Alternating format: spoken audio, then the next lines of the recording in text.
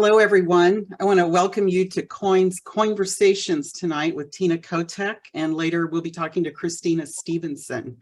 We ask everyone to remain muted and put any questions you have in the chat. We have questions that have been submitted, so we'll try to get to as many as we can.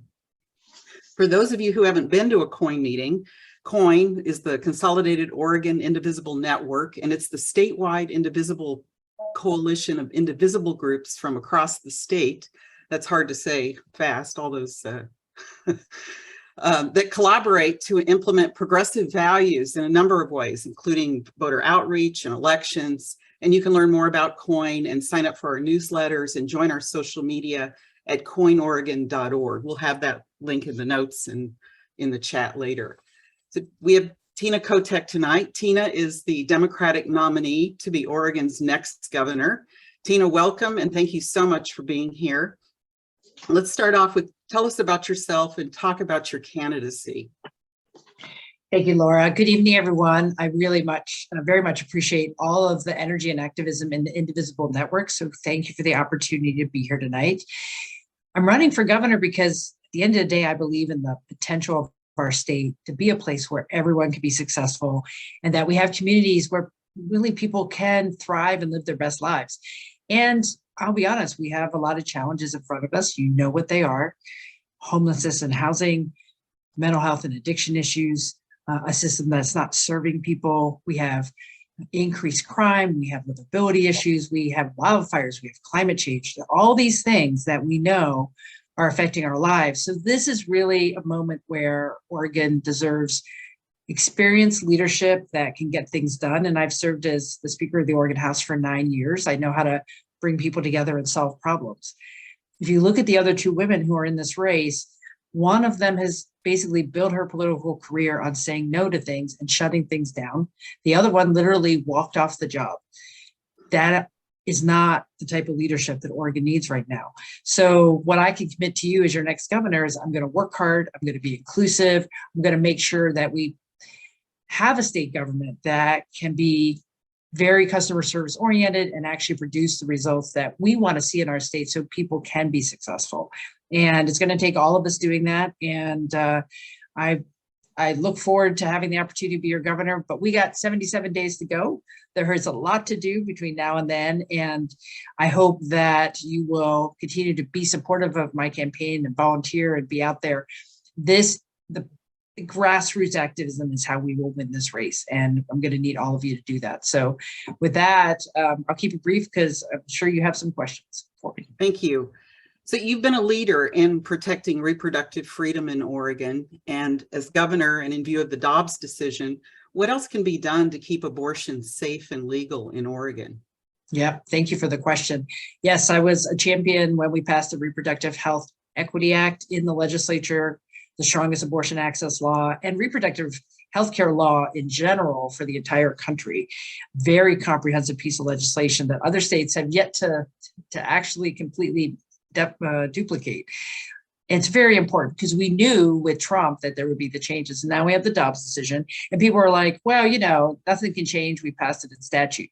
Here's the reality. The next governor can impede agencies from implementing things. It can make sure that a governor could stop the implementation of what's on the books and also obviously veto any expansion. Going forward, we have to protect what's on the books, make sure the Reproductive Health Equity Act is working in the way it was intended to provide free or no cost services to people who need reproductive health care like abortion, making sure the insurers are doing that. That is something I will focus on as governor, but also making sure that Oregon is a state where anybody who needs reproductive health care can get it, no matter what's happening in their own states.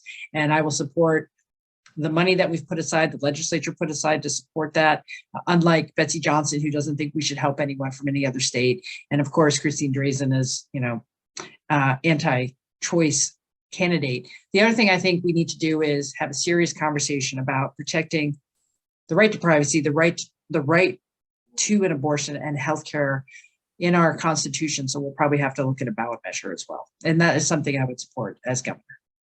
Thank you. So healthcare as a right is on the ballot as a ballot measure this November. So I have a kind of a three-part question here. Do you support that? How do you feel about a single payer healthcare system in Oregon? And if you could talk to the issue of a lack of mental and behavioral health services in Oregon. We know that you've recently passed record levels of funding for this and implemented pilot projects. Can you talk about that and how you as governor would follow through and build on that to make sure these services are actually put in place? Yeah, all great questions. Thank you. I have supported what is now on the ballot in November about the right to healthcare in the Constitution. I voted on it several times in the legislature. We'll support it publicly on the ballot. It is a building block to what we all want, which is a more rational, more efficient healthcare system. And we've been building those building blocks over the years to get us to that universal coverage, covering all people with health insurance, but health insurance doesn't, guarantee access, and there's still affordability issues. So I look forward to, as the next governor, working with the federal government to help us continue that pathway to a better way to make sure everyone has access to the healthcare they need. As it relates to mental health and addiction, that's healthcare. We passed mental health parity years ago in the state, and I can tell you right now that it's not where it needs to be. People, even with insurance, cannot find the providers they need, cannot find the services, and they can't afford it because insurance companies are not providing the coverage they should be.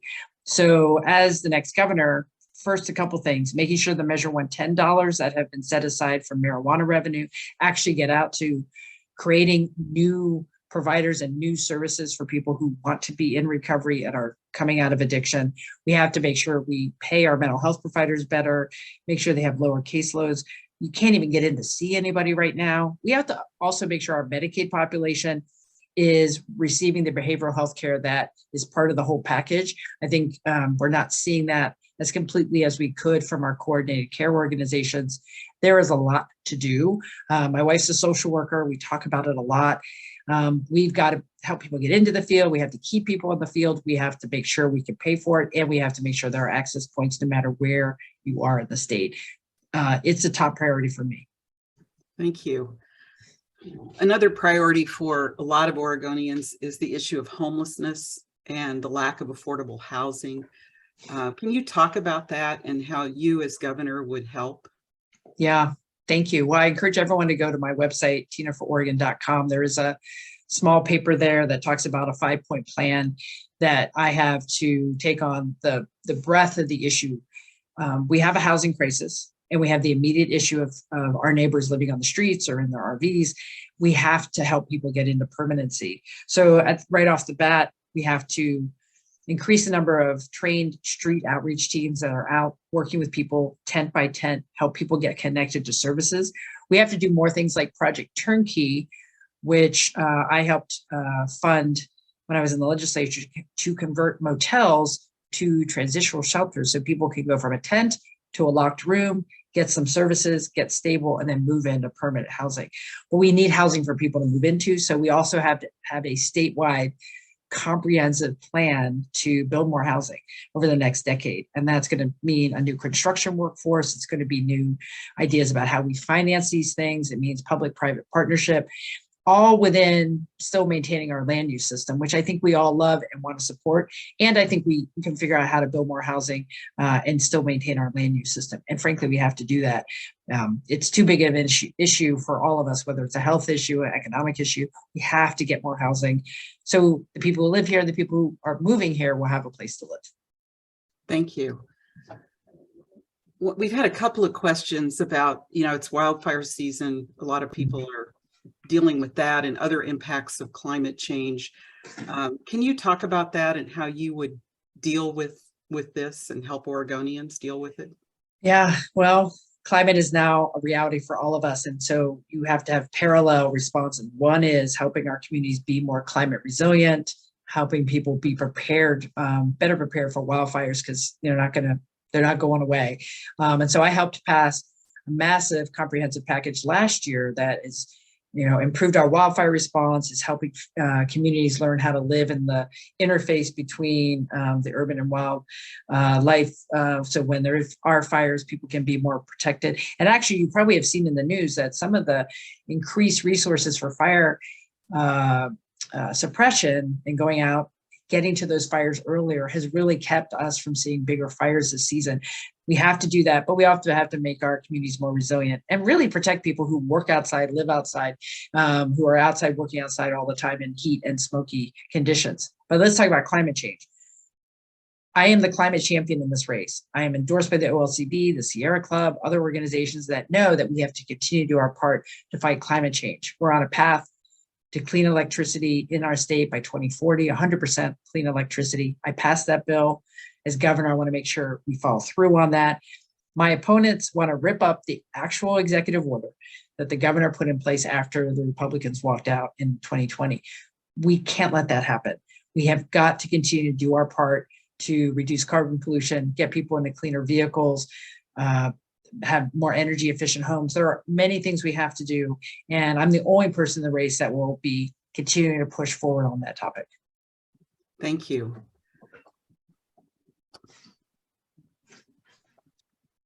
We had a couple of questions about this.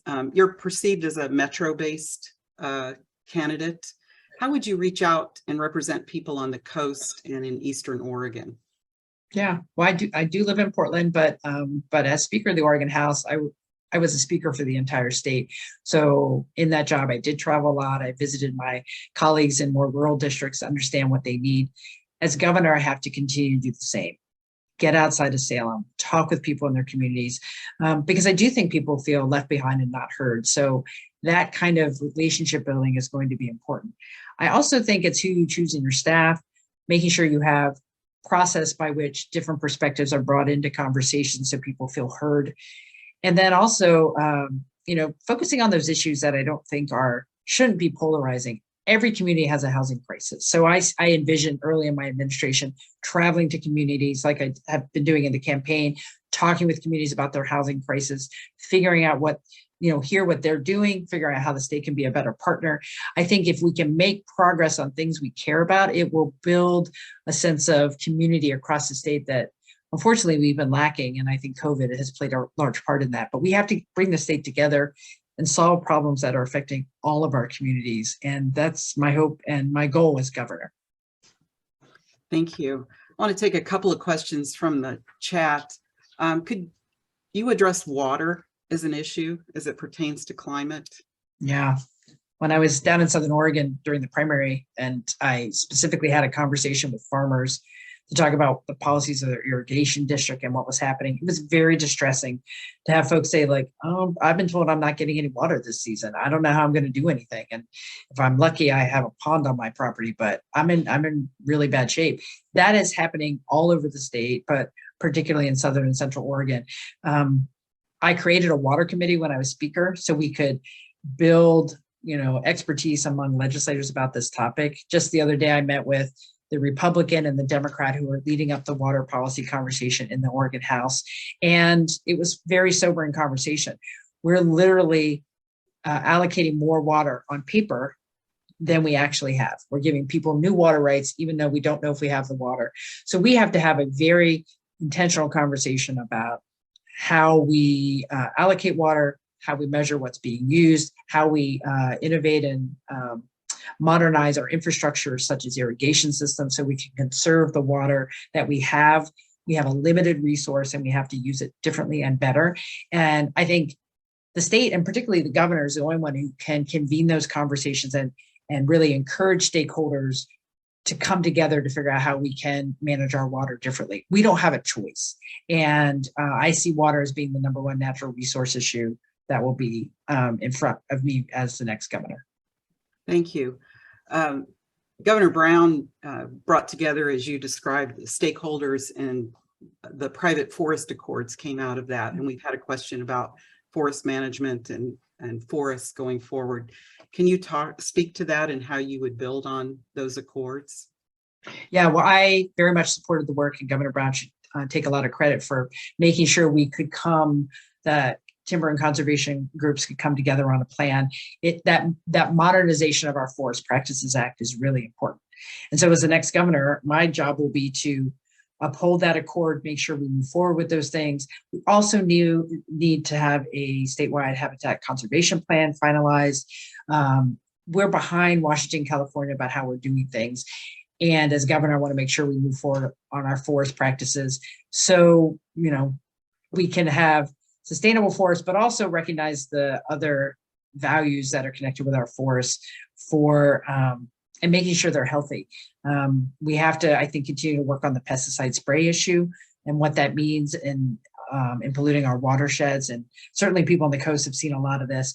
There is still work to do. And so I want to support the work that's gotten done, but also continue to move us forward. I want to ask you about what activists can do to help you. But before I do that, there's been a few questions about transportation problems, like in getting to Southern Oregon. And I live on the North Coast, and it's always kind of a hazard to drive even to Portland on our highways, and wondered if you could speak to that and what your ideas might be on improving our transportation. Yeah, well, in 2017, I was part of the legislative package that passed. That was the last big comprehensive package to maintain our current system. So road maintenance, bridge work, seismic work, culverts, making sure our basic infrastructure is maintained. We're certainly going to see a lot of new money coming from the federal government that will build on top of that. And I think that is about continue to improve the safety on our roads, make sure we are electrifying the transportation system so people, as they move to electric vehicles, have places to charge. But safety is going to be the primary goal of our current infrastructure. I don't see a lot of new road infrastructure. What I see is maintaining what we have, because we still need them, and obviously freight needs to move as well. But we have quite a few issues in communities around the safety of our bridges and seismic resilience, and that has to be a really important part of the conversation going forward. And those are also important jobs in our communities. One of the things that matters to me is when we spend substantial amounts of federal and state dollars on transportation projects, that those are creating good living wage jobs in the communities with contractors and subcontractors, because these are jobs that can transform a family's life, if they're paid well and they happen in communities. So building that workforce to be able to do this work is also an important component as well. Thank you, Tina. One last question. What can we as activists do to help elect you?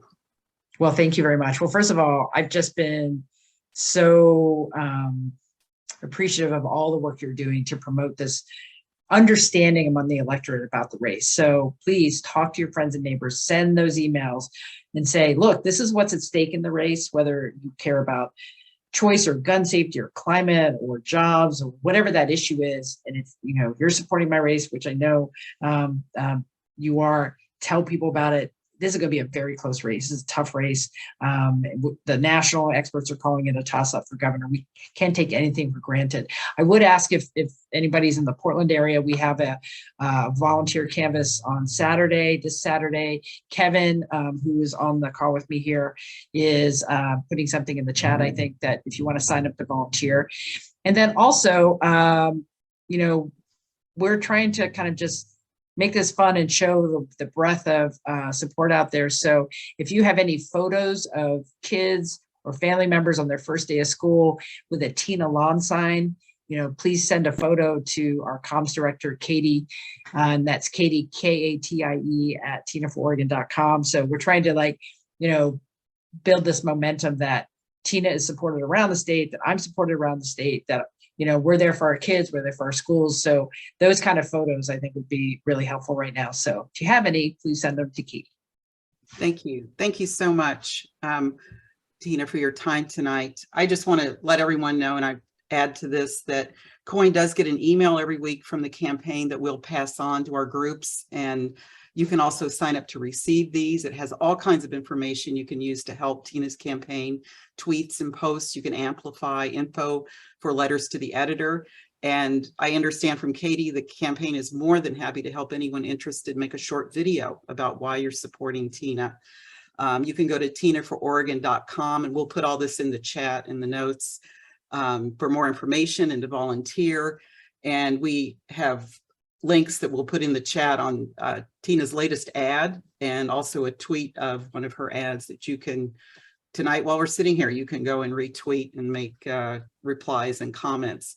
The campaign also has a toolkit you can use for posts about Betsy Johnson, which we'll put in the chat. And COIN has prepared a page on our website comparing Tina's record with Betsy's, and we'll put that link.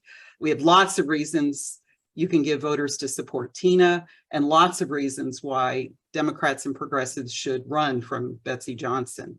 You can also join our Betsy Bad for Our Oregon campaign on Facebook and Twitter, and we'll put the links for all this in the chat and the meeting notes. Thank you again, Tina. And thank you, Laura. And I just want to say, you're amazing. My campaign is a grassroots campaign for governor, and we will only get over the finish line if we have everybody doing their part. So thank you and appreciate the time tonight. Take care, everybody. Bye-bye. Bye.